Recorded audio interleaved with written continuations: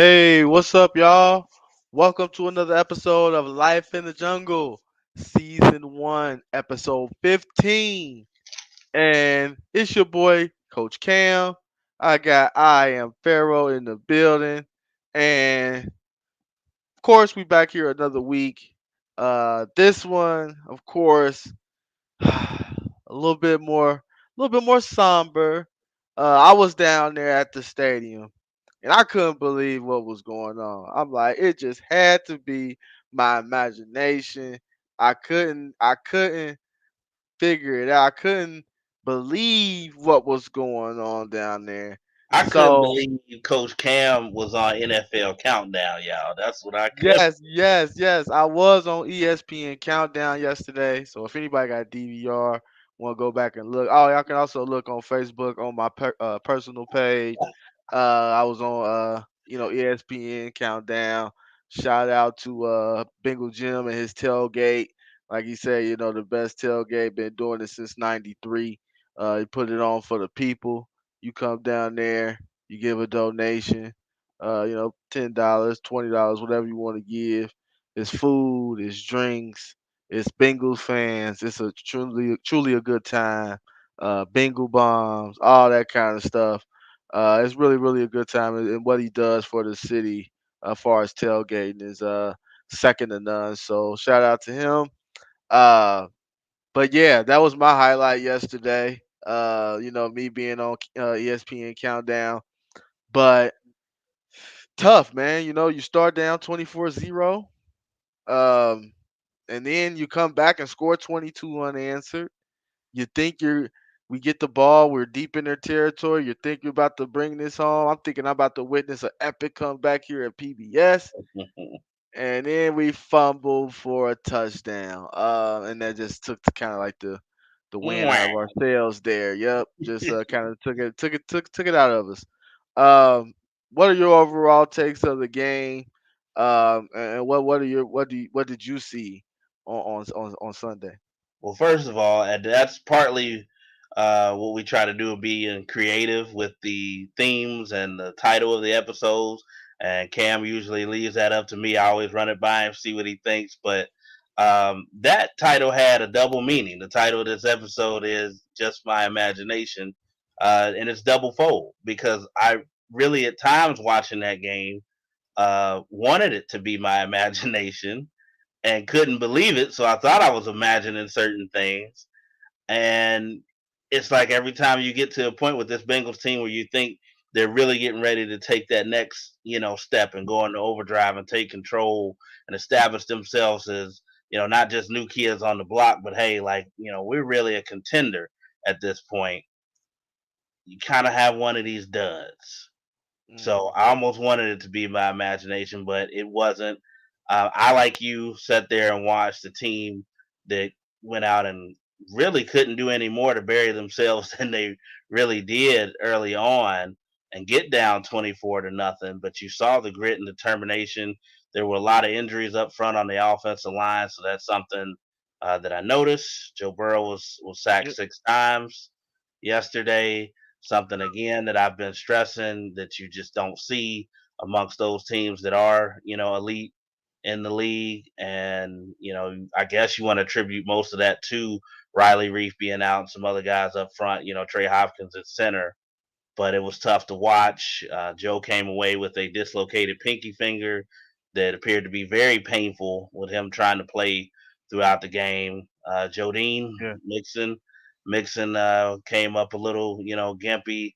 So Logan Wilson, very big blow defensively to lose him through the course of the game, and he's already been ruled out for this week against the Niners.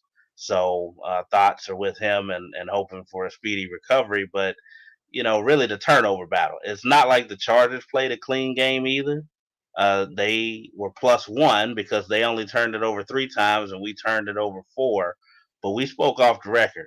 We had some fortuitous bounces, and just ours were so inopportune and landed in the right defender's hands and tipped balls, or whether it's Uno getting ready to do the gritty before he secures the ball when we're trying to strike back at the beginning of the game, or obviously the killer. All plays matter, but some matter a little bit more than others, depending on when they come. We stopped the Chargers. We came back 22, 24, down by two, stop them, get the ball back.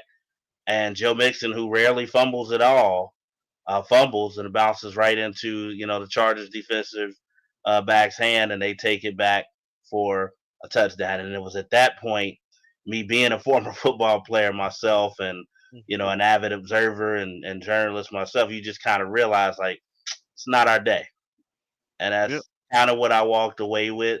But very disappointed because I thought this was a opportunity for the Bengals to put a stranglehold on their playoff position and establishing them as a real contender. Pittsburgh did us a favor by beating Baltimore yesterday, so the Bengals are still only one back in the division. But I saw a stat saying that the Bengals had what could be considered the fifth hardest schedule remaining in the NFL. So we're going to have to lick our wounds pretty quickly and get back to the drawing board. But missed opportunity overall is what I walked away thinking. Yeah, missed opportunity. And it hurts when you have self-inflicted wounds. I just felt like none of those turnovers was really forced. We have Uno down the sideline. Like I told you off the record, I seen that ball in the air. I'm about to start grittying down down the aisle, and then all of a sudden, it come off his hands. Now, if it comes off his hands, they intercept the ball. It's just like like I told you, it's like normally you drop a pass, it hit the ground, you're like, we missed that opportunity. Well, at least we still had a ball. But Yeah, fall into someone's hands. Joe Mixon fumble goes right into a corner's hands on the perfect bounce. He scoops and scores it for six. Just unfortunately, like I said, missed opportunities. But when I look at it, I'm like, I would play the Chargers again. Like I would love to see the Chargers again. Give me that. And because everybody said, Joe Herbert outplayed, bro, blah blah blah. They look at the stats, but I'm looking. I say I don't think so. I look at some of Herbert's touchdown passes. Man, he just chucked that ball down the field and prayed his receivers made a catch. I yeah, didn't big see any. big 6'5" Mike Williams definitely had a I bunch of mean, 6. 50-50 balls that he came down with yesterday. Exactly, exactly. I mean, the receivers, they just won a 50-50 balls. Herbert didn't do anything special. He wasn't putting no balls in no tight windows. He was just throwing it up for grabs for his receivers and said, go get it. And once again, JB3, what's up, bruh? Like you the heart and soul. You got to see on your chest. Like we can't have performances like that when we talk about we need to be a playoff team.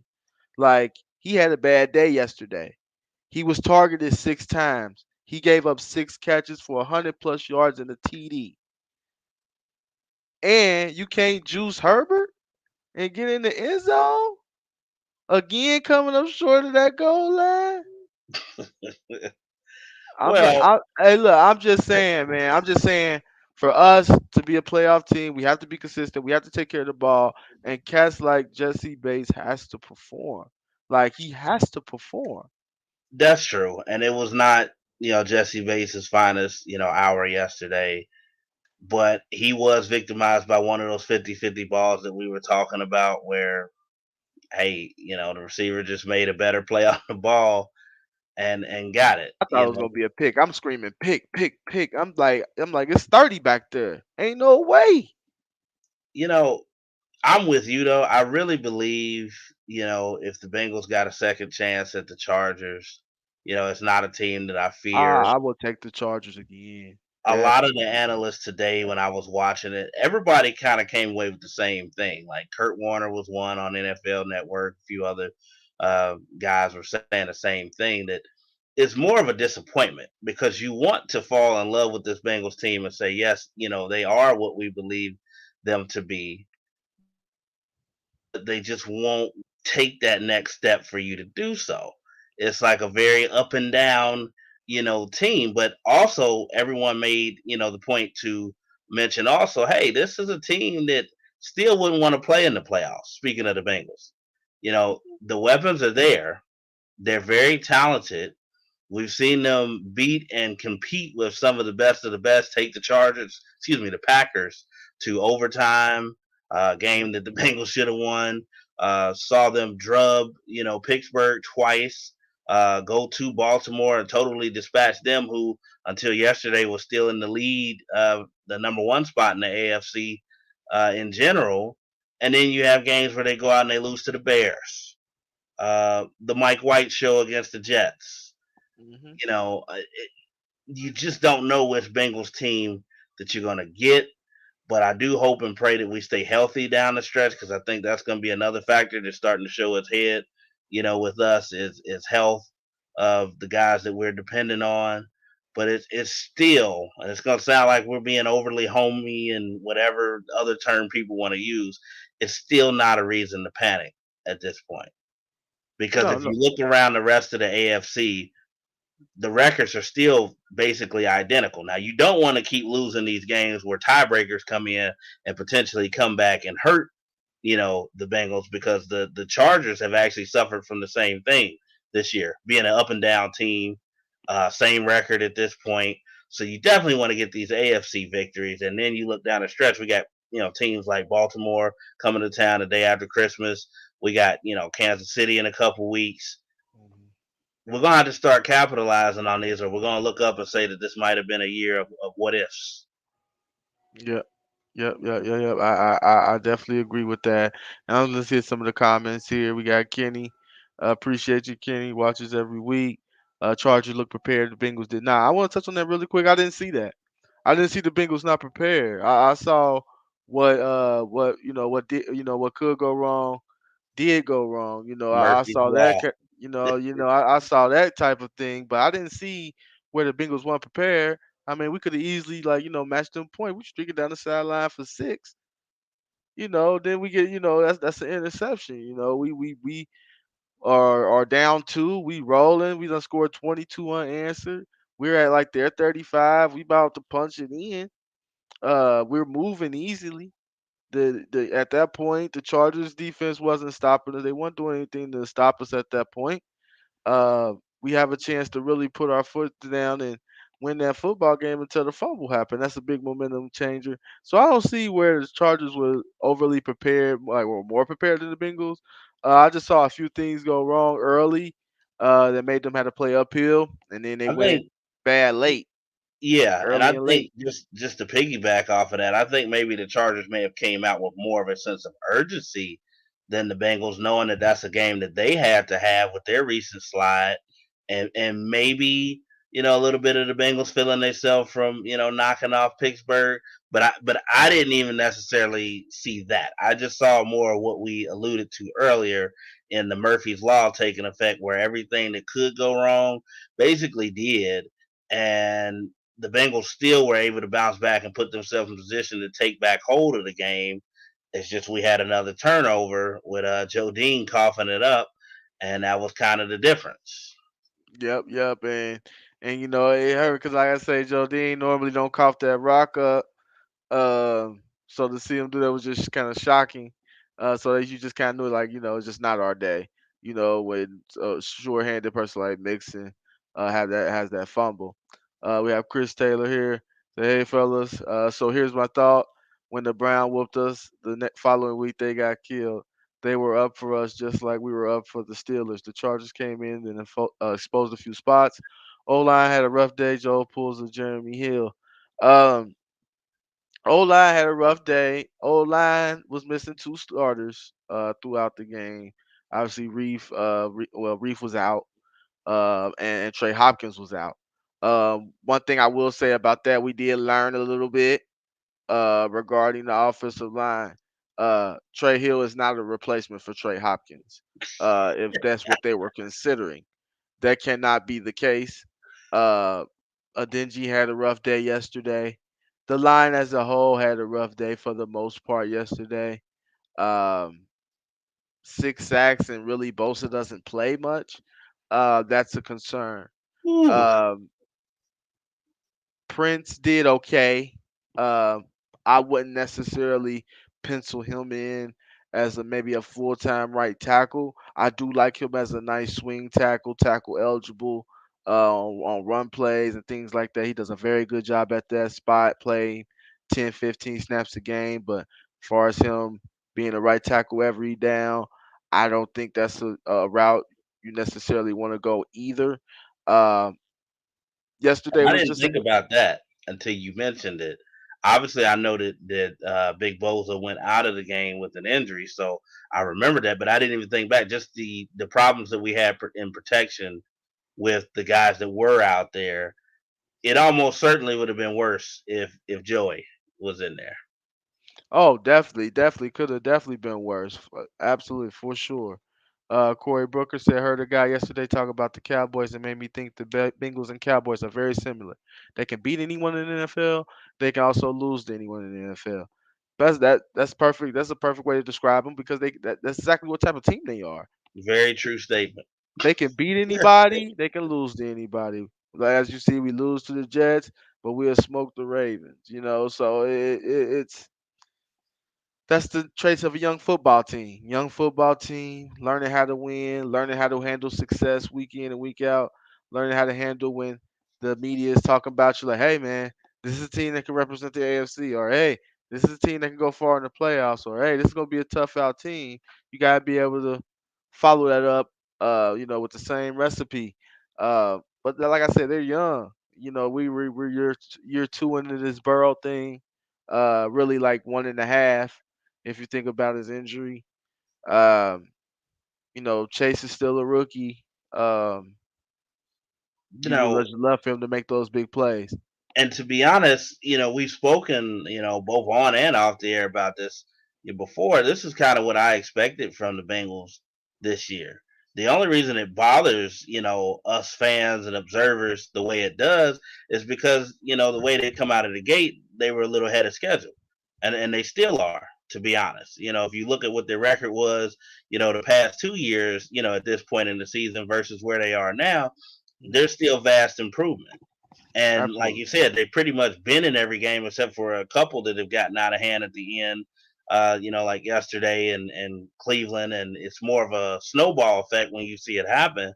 But certainly, this is a team that can compete with anybody. But if you want to make that next step, that's what I keep going to because that's what Joey B is here to do. That's what we're looking forward to. The hashtag New Day and trying to get this thing in the right direction. That is the difference. Finding a way to win those games versus saying, man, we let one slip away. Because I'm not one of those people that does that whole same old Bengals thing because it's not. But, at a certain point, the Saints became the Saints instead of the Aints. Tampa Bay creamsicle jerseys, nobody wanted to touch them until Tony Dungy got there and started the turnaround process. Like, it can happen, but the Bengals have to find a way to win these games to make that next step possible. Yep, yep, yep. That was a game that I wanted to win to kind of let us know like, okay, we can back up success with another victory, go 8-4. And when you look at things that with the Ravens losing, you know what I mean? That could have been a great gift, and we could be tied for first. So we keep losing out on opportunities like that too, and eventually, that'll catch up with you as well. I got Kenneth Gilbert Jr. here. Says Jesse Bates was hurt due to his size and trying to help in the run game. Jesse, he was there. He was there on that deep ball. He just didn't make a good play on it. Um, He just got and like beat. I said, he was trailing players all day. Like I said, I'm not. I was there. He was trailing all day. He was trailing receivers all day. It was He tight end. just Whether it got was beat, and yeah, that happens. Particularly when you're playing elite playmakers like Mike Williams or Keenan Allen out there. Now you do want a better performance out of somebody like Jesse Bates, who was so critical to what the Bengals do on defense, and him being that center fielder and kind of keeping everything in line. But he just got beat, and that's not making an excuse for him because, like you said, he trailed a couple times, but there were a couple where he was there and just didn't make the play, and that's not coming down on him. He just didn't get it done. yeah, yeah, yeah. Absolutely, absolutely. Let's see here. Let me look down. Let's see some more comments here. Let's see. We got Corey Brooker. I think we're referring to basically been saying we can't spend the money on him. He's going to get as a free agent. Him and Von Bell are the same dude. We need a bigger ball hog. and maybe that is the case. Uh, and Corey Booker said, "I don't know if Sample played, but I blame him." No, but no, no, but look, and that's once again, like I said, we don't try to drag players. We just kind of call it how we see it for that particular game. Um, Once again, Drew Sample, I believe we tried another tight end screen to him. He fell over himself at the beginning of the game. I I I just don't know why we calling these plays for him. I'm not getting it. I'm not understanding. But hey, that is But something. it It wasn't could a be something about Sample they necessarily like. yeah, it wasn't a necessarily a great game for tight ends either. Uh, we know about the shortcomings of Drew Sample. I think sometimes maybe he gets nervous as the play is actually unfolding, or whatever the case is, but he just does not get it done. And again, that's not attacking him. It's just Just what being it real is. on what we see. And Zama had a couple of plays that he would like back Oh yesterday man. as well. So it just seemed out of sorts at time. But you do like the fight to get back in the game and to compete and know that if they do get down, hey, they do have the ability to come back. But you're not going to do so when you're giving up 6 sacks and you got 4 turnovers, and for the ball to bounce the way that they did on those turnovers, it was almost like sealing it. Yep. Yep. Absolutely. And what I want to say about the game is I don't think personally the defense played bad. I think they got put in a lot of bad positions due to the turnovers, the strip sack, gave up points there right there. Obviously, you give up a fumble for six. That's 6 points. They were just in the field position. It seemed like the Chargers were starting close to midfield every time they got the ball.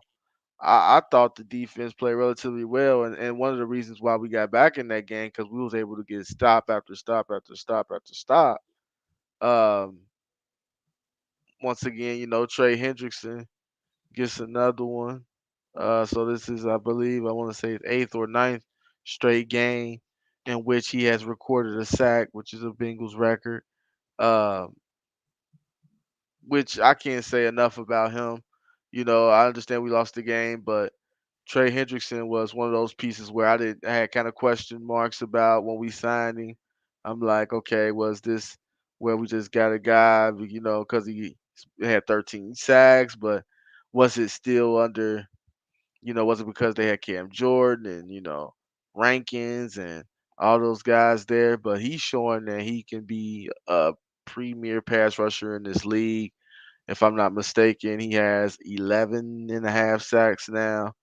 Um, can't say, like I said, I can't say really much, bad about him. He does well. He's a workhorse. And really represents what we're trying to do here as far as turning the culture around, though. Yeah, money well spent, especially with Trey Hendrickson. We both had similar concerns when that was made, and that was before Life in the Jungle had even come into fruition. I remember us, messaging each other and talking about that and asking like, "Hey, did we overpay just to get a pass rusher, in the fold?" But Right. obviously not, because he fits what we're doing here, and he's not just a product of playing on the other side of Cam Jordan down there like he did in New Orleans. So, that is certainly, again, money well spent and a good find for the Bengals in free agency getting Trey Hendrickson. And I would like to agree. Maybe the defense did not have a bad game. In fact, for the number of times that they were put in bad positions and had to come up with stops, you can make an argument that they had a pretty damn good game. To be honest, because with all the weapons that the Chargers have, they were going to move the football and they were going to put up some points. Mhm. You know, I don't know why it seemed like yesterday they were completely alert and ready to go against the Bengals versus when they came out against the Chargers, and it's like the Ravens, and the time zone must have killed them, and they just weren't ready to play. But like you said, everybody wants to beat Cincinnati, so they were ready to go from the start, and our turnovers kind of did us in. But one of the questions I had, because I'm going to bring it up. Uh, Here you go. Here you go, man. Again, 6 sacks. Yep. Joey franchise dislocates his finger. Uh-huh. I understand guys were out. Yeah. Riley Reef and Trey Hendrickson in particular. You saw a little sprinkling of Jackson Carmen added into the fold again yesterday. Just trying to find a combination that was not going to get our QB killed. So I'm going to ask you again, Coach Cam, what is your level of concern with the offensive line right now? The line is what it is. I I'm still the line is what it is. I'm still at a look. I'm still at about 6, 7. Yeah, I'm. You know, I look. Burrow can do a lot to prevent some of these sacks, man. Like I'm not sitting up here and saying the line is perfect. I Sometimes saw a Joe lot of can get times out. yesterday where he didn't have a chance at No, no, all. no, no. I'm saying yes. I said I'm saying yesterday was bad. Yesterday was bad in general. I'm just saying in general. Um, they Burrow could do a better job of getting out the pocket and throwing it away. Sometimes I think he wants to improvise, scoot up, shuffle side shuffle, and try to make something happen. And which is cool. Like I don't ever want to take away his moxie and his escapability and what makes him special. But sometimes you gotta call a play dead and just get out of there, throw it away, and we'll live for another down without you getting sacked or hit hard or anything like that. So for me, uh, the line is still is a concern. Of course, we need to attack that. We need to attack that in free agency, not just the draft. Free agency, get some veterans in here uh, that can that can block. Um, Now, it seemed like everyone had a bad day on the offensive line, either Jonah Williams as well, um, Adeniji, who they love to death and they just praise so highly. He struggled mightily yesterday. And Trey Hill, like I said, he cannot be a replacement of Trey Hopkins. I don't think he can be a backup. That yesterday was bad Ooh. from just up the middle and that right guard, and really, like I said, the whole line. You give up 6 sacks, and like you said, some of those sacks he didn't have a chance. So Um, you're giving up on Trey Hill in year one. yeah, and Yeah. normally I don't do that with players, but nah. No, no, no, no, no, no. And look, as a backup, I'm not saying you have to be, the next coming of, Pouncey or Kelsey or anything like that. But man, give me at least a solid game. I mean, to where Burrow can be functional. I mean, I tend to agree. I really didn't want to go there with Trey Hill, but in It the was bad. instances that he has been put into the game, they have not been pretty this year. And you can certainly see a difference. And that's saying something because our man, hasn't really been doing all that hot, himself Right. to start, coming back from the ACL from a year ago. Trey Hopkins, I'm speaking of the Bengals starting center.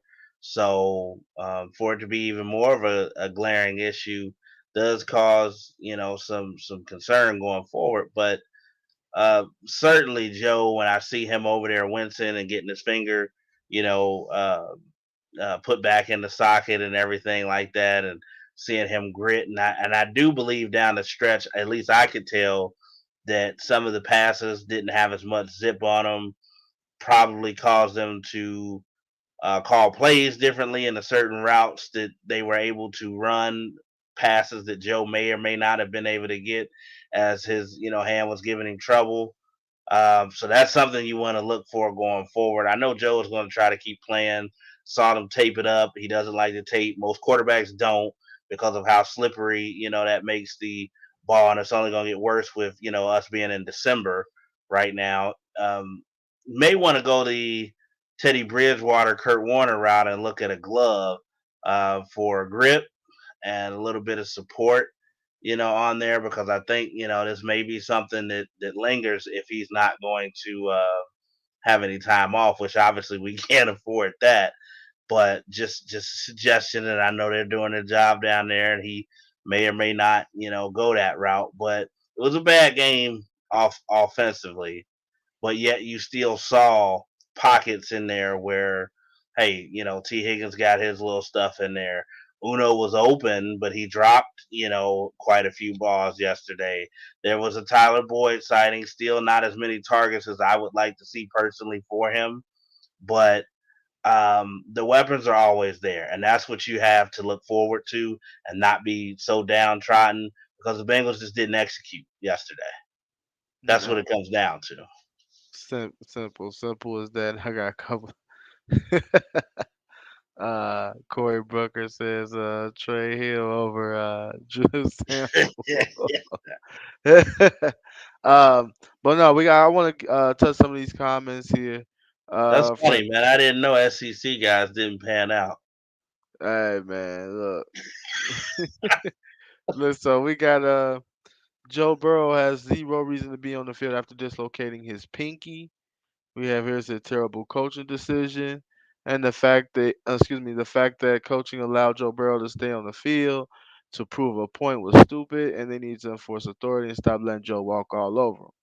What I want to say with that is any competitor would want to go.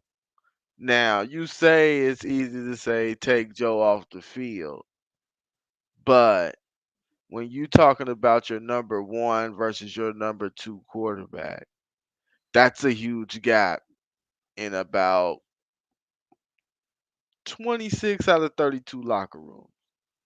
That fall off is immense.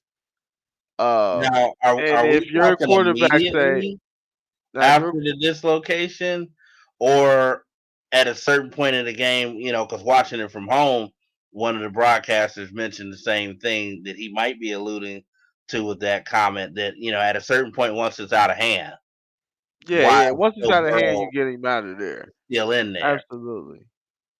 That's what I would want to know, because I mean, after the dislocation, I mean, if the guy can go and he can hold on, to the snap and throw the ball. Yeah, there might be a little bit of difference, but if he's not putting the team at risk and throwing those lame ducks out there, yeah, you're gonna want your QB1, to be out there. So it becomes a question of pain tolerance and is he hindering the team? And I don't think Joe was necessarily hindering the team as much as he was being hindered by the time that he did not have to throw the football. And yeah, at a certain point, when it got cold and he was getting hit and getting up off the ground constantly, yeah, that finger probably did bother him a little bit more. But we got a lot more to worry about other than just Joe going forward.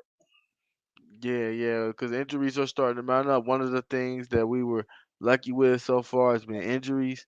Now you talk about Logan Wilson, they're saying a couple weeks right now, but the injury, depending on the severity, could be 2 weeks.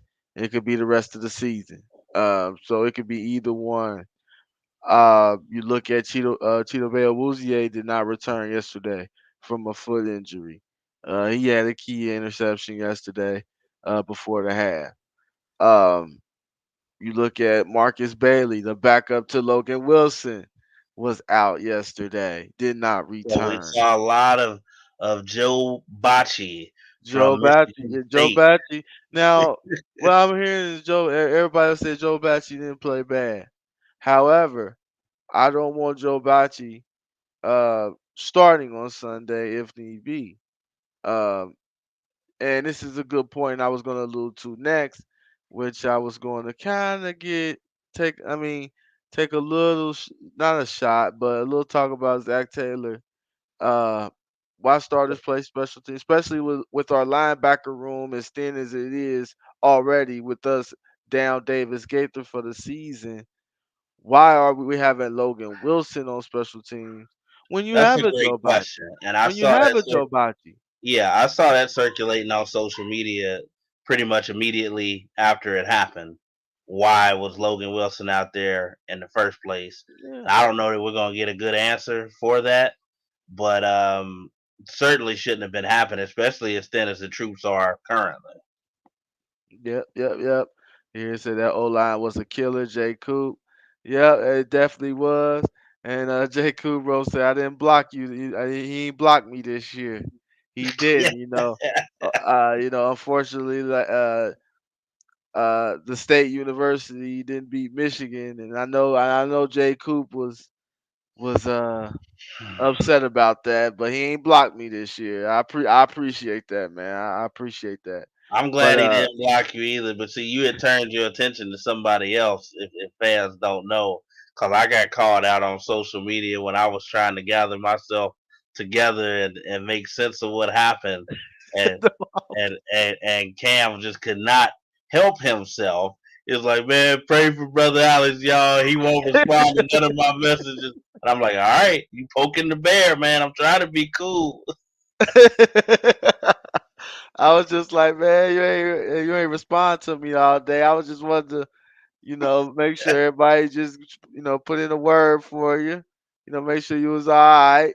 You So we'll, know. we'll, we'll take a short interlude to discuss that, and I want to give a huge and sincere shout out to my alma mater, the University of Cincinnati Bearcats, being named as the 4 seed and making the college football playoff, making history, becoming the first non-Power Five school to get into the college football playoff, and they'll be playing Alabama in the Cotton Bowl on New Year's Eve down Yes, in sir. Dallas at Jerry's World. So Ah. shout out to the Bearcats. Good luck, Coach Fickle and the gang. And, I, of course, will be wishing them well, as I always do. And I will be, rooting for them against, Roll Tide come New Year's Eve. You know what? I appreciate those words. We did it. That's all right. So we did it. I told people, look, anything that happens here is icing on the cake. I want to win. Honestly, I want to win a national championship. We here, so I definitely want to win it. Uh, Alabama is obviously a tough task. They are definitely different. But do I think it's just gonna be a walk in the park and just an absolute blowout? No, I do not feel that way. Now, do I feel like there may be making like a late score, making like 38-24 or something like that? Yes. But far as just like they people expecting us to lose 50-10, I know I really I look, this team got 33 seniors, grown men. I just don't see it. I don't see it. I don't You see know, it you know happening. what I also don't see is I don't see the same Ohio love and unity campaign that, Oh, that a lot of University of Cincinnati supporters want from a certain demographic, but they can't help themselves. I'm just waiting for the Buckeye State 2.0 shirt to come out. I know it's coming ain't at, nothing at, coming. at some point, because my alma mater and its fans cannot help but not focus on the school and the team and be happy for them without mentioning another university in the same breath.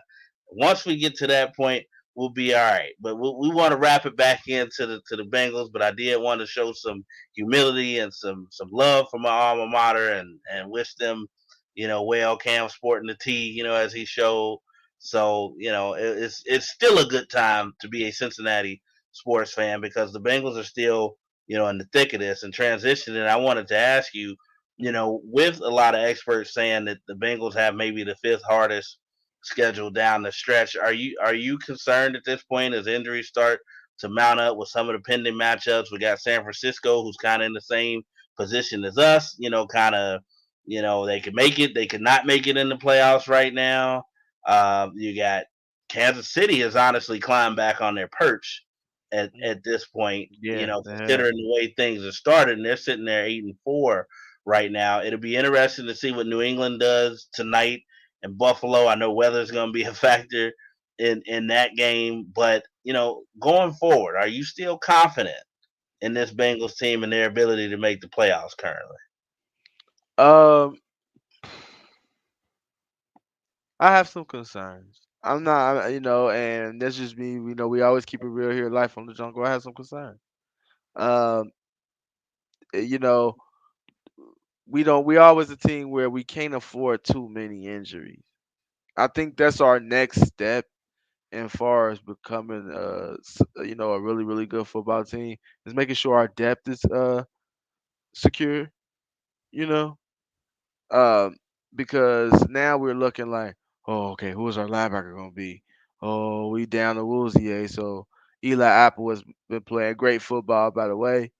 Um, but now it's like, okay, now he's on number one. Oh, who's gonna be two on the outside? We got Hilton on the slot now. We going Hargraves? Are we gonna go Flowers? Now we're getting, I'm glad we got that depth there. But man, it's some concern. O line getting beat up, and the O line wasn't the best in the first place. Now we're going the next man up there. So there is some concerns. There is some concerns because Uno is slowing down as well. Well, I Now this. think that they slashed our odds. The odds makers to do that down to like 42% Mhm. to make the playoffs, which you know still not the worst odds. I mean, the Bengals ultimately are obviously the ones in control of this. And I know you mentioned, Uno. A lot of it has been coverages and team having Oh, oh, enough tape on him now to make that adjustment. yeah. But all rookies, I'll let you finish. But that being down there, Derwin James, soon as the snap, he ran towards him. It was he yeah, was gone. He was gone right over there's top an of adjustment Uno. this Right. been made. A lot of people ASAP. were tired of seeing the gritty. We like it because we know what it means here. But no, and honestly, another thing I caution people, and again, okay, Jamar Chase, still wouldn't, trade him for anything, but um, all rookies hit that wall, man. Yeah, he gonna hit one. It just happens physically, and you definitely could probably expect it with him having not played last year and set out. So it's something that's why I said coming down the stretch, Tyler Boyd in the slot should be more of a feature option. Number one, Hmm. because he's going to be in some convenient places in the middle of the field and dipping down into those zones and holes in the coverage and stuff. And it might be easier on Joe right now too if he does have an issue, with his hand to get the ball to Tyler Boyd in some of those spots across the middle of the field and in the seams and stuff. That might be a little bit easier. But on the outside, yeah, okay, he's slowed down a little bit, but as he showed yesterday, he can still get open. He just has to finish. Yeah. Yeah, and T. Higgins has been balling too and taking advantage of that one-on-one coverage. So it's like Jay Coop said, they double that boy, but all the weapons y'all got, he doesn't have to be the only one. That's no excuse from Corey Booker. We have Higgins and Boyd, like basically reiterating what you said. If our offense is shut down because the other team is doubling a rookie, then we have bigger problems. That's true as well. For some reason, like I said, the run game couldn't get going because, like I won't go there, but the run game just couldn't get going yesterday. And that's a big thing down the stretch where you have to have when the weather turn. You got to have that run game efficient. And it wasn't good enough yesterday, at all there. Let's see here. Get another comment. Let's see. Pull it up here. Oh my God, Donnie White says, great news and opportunity for UC. Now, if there is a blowout, does this hurt the power 9-5 power schools getting in? A lot of pressure I'm pulling for them Bearcats. I don't think it does. Um, you know, I don't think it does at all. I think it'll take each individual, take each individual, case as it goes. But there is a blueprint, and the blueprint is you have to be tested in your non-conference. You have to go on the road. You have to beat ranked opponents, and you have to hope that ranked opponents you beat keep winning. I mean, that's just honest. Yeah, Notre Dame being five really, really, really helped. and to piggyback off of that, I think honestly it is viewed on an individual basis. Even that term "group of five" makes you think that maybe they're grouping all people in there. But UC established themselves by scheduling the schedule the way they did. No, their season didn't turn out the way it did last year. I'm speaking of the Indiana Hoosiers, but even putting them on the schedule was another Power Five conference school that they played and beat on the road. And coming into the year, Indiana was ranked in the top, 15, and they had a few injuries and things that kind of turned their season, in a different, direction than maybe they were anticipating also.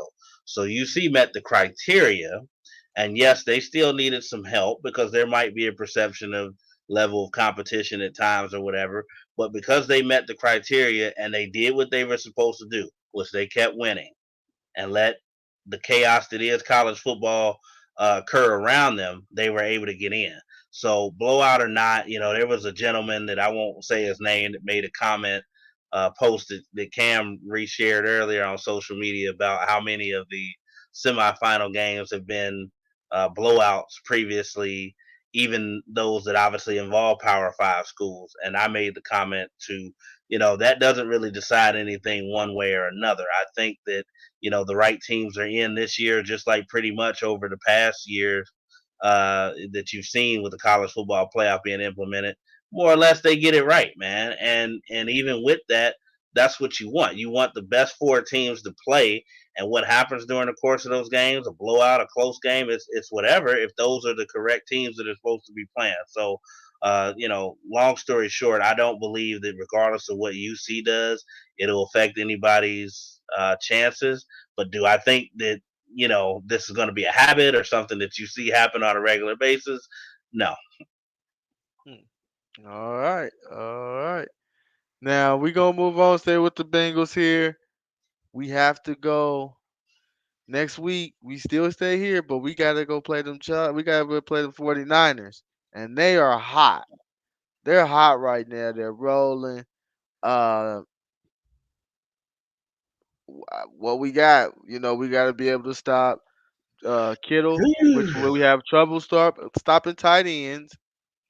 They have a great offensive line, and that run game with Elijah Mitchell right now is really, really uh doing his thing. Pretty Um, much everything that the Bengals may struggle with or not do well yes, defensively, there's their the strength. 49ers do well. They're very physical.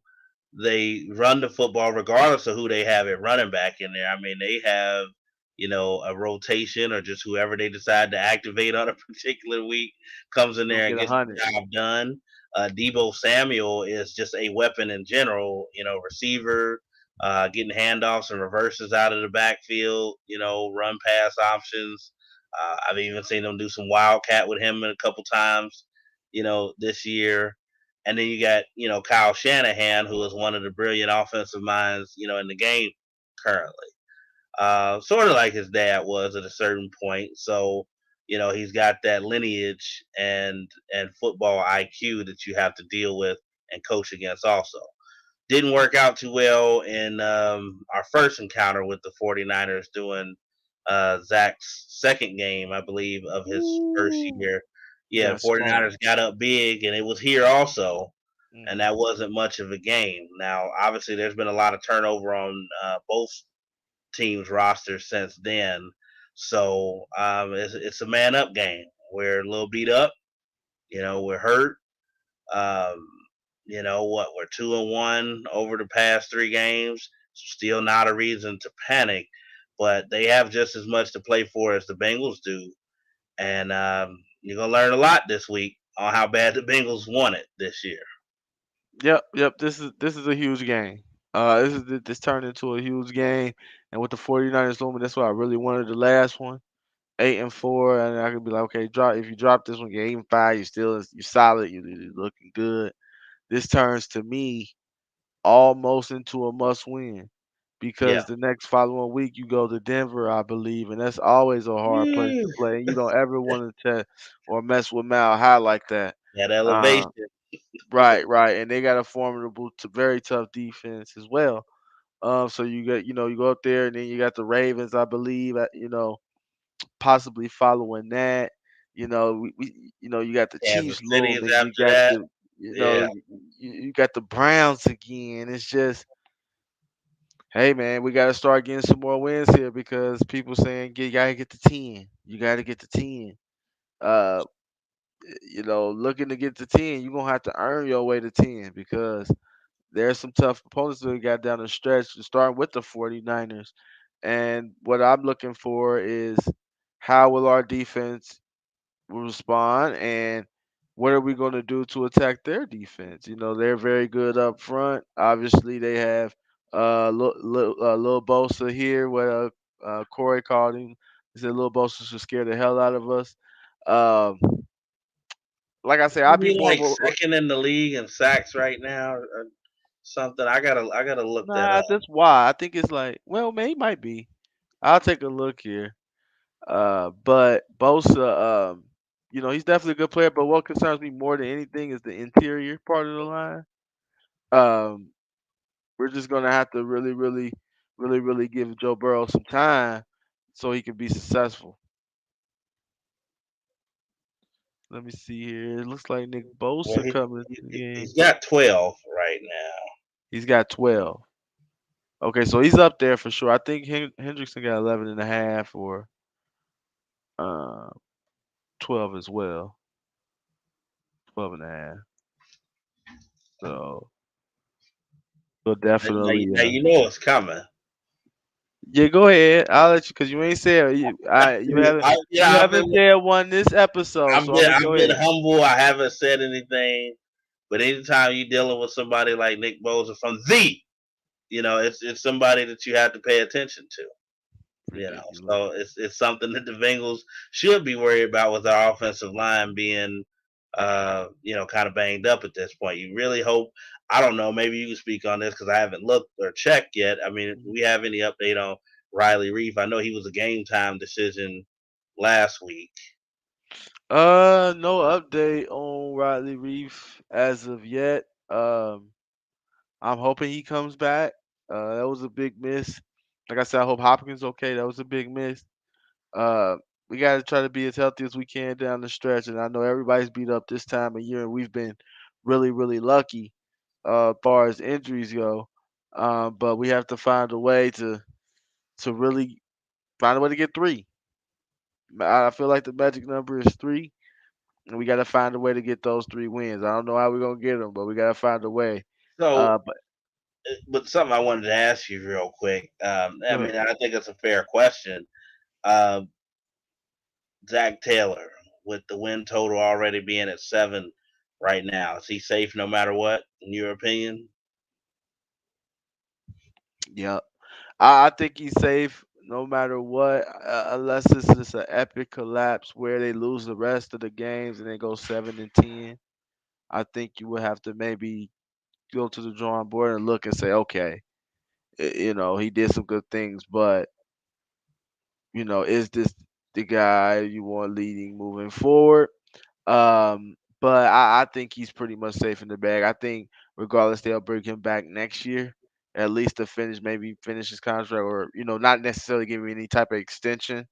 But I think they'll at least bring him back right now. I think he has enough momentum. 7 wins. I think with Burrow, honestly, he'll get a couple more. Um, and I think Zach is, like I said earlier that year in the earlier episode. I think Zach is here to stay. And yesterday he had an egregious error, by the way. And I know we will talk about the 49ers, but you try to go for two, you call a timeout, we come out and we get a delay of game. That's not acceptable. That's Well, not I'm not acceptable. really a Zach Taylor defender, although we don't necessarily go after individuals on life in the jungle. But what I will say, and I brought up several times to some of my followers or people that were just asking me about the game in general. Other than that specific error that you mentioned, that game really was not on Zach Taylor. He Not at took all. he took blame for it, after the game and said, "Oh, it's 100% on me," and da da da da. And I'm like, the turnovers, man.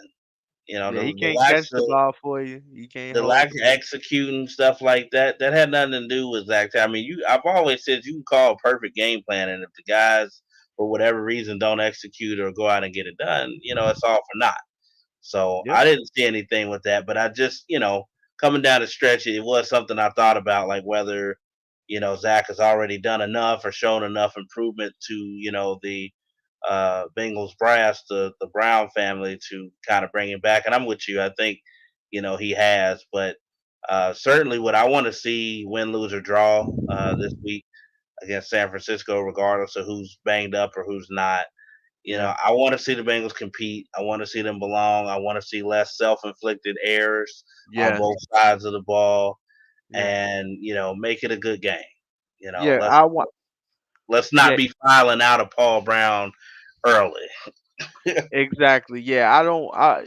Discipline. You normally they do really good with penalties, and I'll give Zach Taylor that.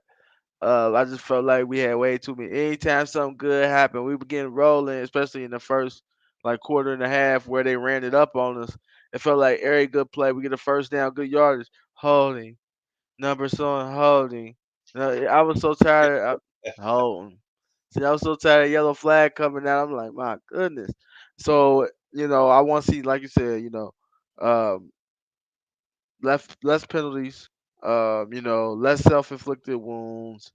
We have a 425 start. We was flexed, so it's for national kind of is nationally televised game, not So maybe the prime lights will be time. on at Paul Brown. The lights will be on at Paul Brown, close to prime time as you're gonna get.